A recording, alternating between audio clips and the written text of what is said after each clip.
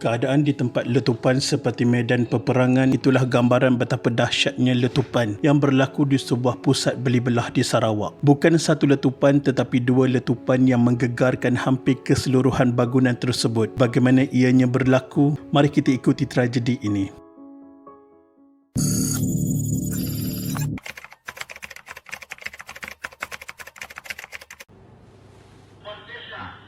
Oh, dah nak ambil ya? Yalah, tulis tu kita lah sekejap. Nah, mau di wakong. Gas lah. Oh, gas. LPG gas kalau di beg. Hah? Mau nak nasi makan tadi. Yang berapa kg ya? Hah? 50 kg ya? Si tahu kami. Nah. Pada 4 Disember 2018, kira-kira pukul 3.30 petang, bunyi dua letupan di restoran rangkaian franchise makanan segar Korea dan Chicken Malaysia seolah-olah kedengaran seperti bom di sebuah pusat membeli belah terkenal di Sarawak dikenali City One Mega Mall. Letupan itu menggegarkan hampir seluruh pusat membeli belah yang padat dengan pengunjung pada waktu itu. Letupan ini dinyatakan seorang saksi kejadian yang juga kaki tangan penyelenggaraan pusat beli belah itu ketika kejadian berlaku. Berlaku dentuman kuat sebanyak 2 kali disusuli rasa bergegar dan bahang panas sehingga dapat dirasakan di tempat tingkat 1 bangunan tersebut. Bukan itu sahaja, impak letupan cukup kuat dan dapat dirasakan sehingga menjangkau jarak 100 meter dari lokasi kejadian yang berada di tingkat bawah. Suasana agak panik ketika itu, lebih-lebih lagi selepas dinding restoran berkenaan runtuh dan menghempak beberapa pekerja kontraktor. Malah beberapa orang saksi terdengar jeritan kesakitan, tangisan dan meminta pertolongan. Suasana tidak ubah seperti zon perang dengan kelihatan beberapa mangsa bergelimpangan menahan kesakitan selain melecur di beberapa bahagian badan. Sementara menunggu pihak penyelamat tiba di tempat kejadian, beberapa pengunjung kelihatan kebingungan dengan perkara yang telah berlaku di tempat kejadian. Namun ada sebahagian memberanikan diri membantu menyelamatkan beberapa mangsa dengan membawa mereka keluar dari pusat beli belah berkenaan. Difahamkan kejadian berlaku ketika beberapa pekerja sedang menguji peralatan dapur di restoran berkenaan sebelum gas tiba-tiba meletup sehingga meranapkan keseluruhan premis itu dan premis bersebelahan.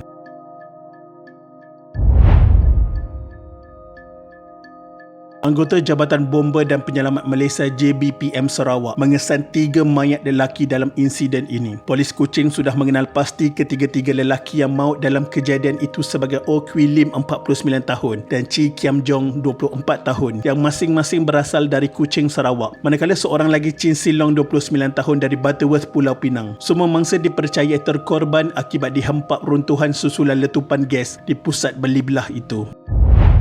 Sementara itu, Auditorium Hospital Umum Sarawak HUS ramai memenuhi lokasi berkenaan bagi mendapatkan perkembangan terkini anggota keluarga mereka. 41 orang turut cedera dan sedang menerima rawatan di HUS. Semua anggota keluarga mangsa yang hadir kelihatan keluar dari Auditorium HUS sekitar jam 9 malam dan masih menunggu kebenaran untuk melawat mangsa.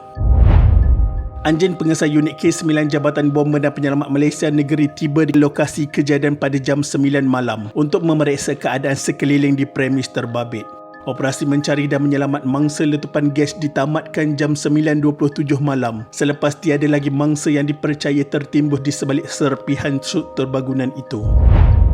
Pada 5 Disember 2018, kesemua ketiga-tiga mangsa yang telah meninggal dunia telah selesai dibedah siasat. Pengarah Kesihatan Sarawak Dr. Jamilah Hashim berkata, dua daripada mangsa Oh Kwi Lim dan Chi Kiam Chong sudah diserahkan kepada waris masing-masing. Sementara kes terakhir membabitkan mayat Chi Siang Long dari Butterworth, Pulau Pinang dijangka dihantar pulang pada 6 Disember 2018. Seramai 20 daripada 41 mangsa yang diberikan rawatan di Hospital Umum Sarawak masih menerima rawatan dan dalam keadaan mereka stabil. Sementara 9 mangsa diberi rawatan di Pusat Perubatan Borneo Kuching dan 2 mangsa di Pusat Perubatan Timberland TMC Kuching dan selebihnya dibenarkan pulang. Terdapat mangsa mengalami luka terbakar pelbagai tahap termasuk luka terbakar teruk dengan gangguan pernafasan, patah tulang, kecederaan pada tisu dan otot, luka-luka serta sesak nafas.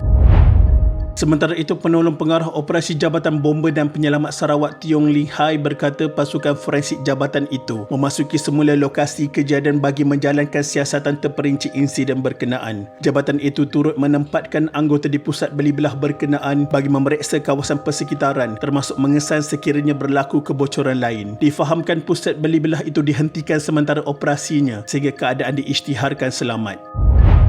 Pada 6 Disember 2018, suasana hibah dan sayu menyelubungi kediaman keluarga mendiang Chee Seng Long yang terkorban dalam tragedi ini. Mayat mendiang Chee Seng Long tiba di lapangan terbang antarabangsa Pulau Pinang kira-kira jam 4.30 petang sebelum tiba di kediamannya pada jam 7.30 petang. Keluarga mangsa bagaimanapun enggan ditemu buat pemberita berikutan masih berduka terhadap tragedi yang menimpa anak sulung daripada 3 beradik itu.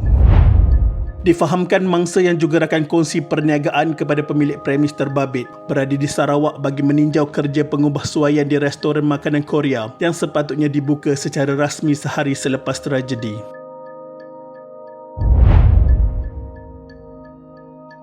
Insiden letupan ini dipercayai berpunca daripada kebocoran gas petroleum cecair LPG. Pengarah Bomba dan Penyelamat Malaysia Khairuddin Rahman berkata, penemuan itu hasil siasatan awal pakar forensik kebakaran dari Ibu Pejabat Jabatan Bomba dan Penyelamat Malaysia Putrajaya di lokasi kejadian. Berdasarkan sampel diperoleh dari lokasi kejadian untuk tujuan ujian makmal dan pengesahan, ia menunjukkan ciri-ciri gas yang sama LPG. Ini banyak digunakan dalam sektor komersial kerana lebih menjimatkan bagi kegunaan jangka panjang. Khairuddin ketika mengulas lanjut berkata jenis sampel gas yang diperoleh dari lokasi kejadian memiliki ciri lebih ringan, tidak berwarna dan tidak berbau. Ia memiliki aras letupan yang rendah, malah kebocoran juga sukar disedari sehinggalah ketumpatannya cukup menghasilkan letupan bila terdapat percikan api. Polis mengesahkan tiada unsur keganasan dalam kejadian letupan ini.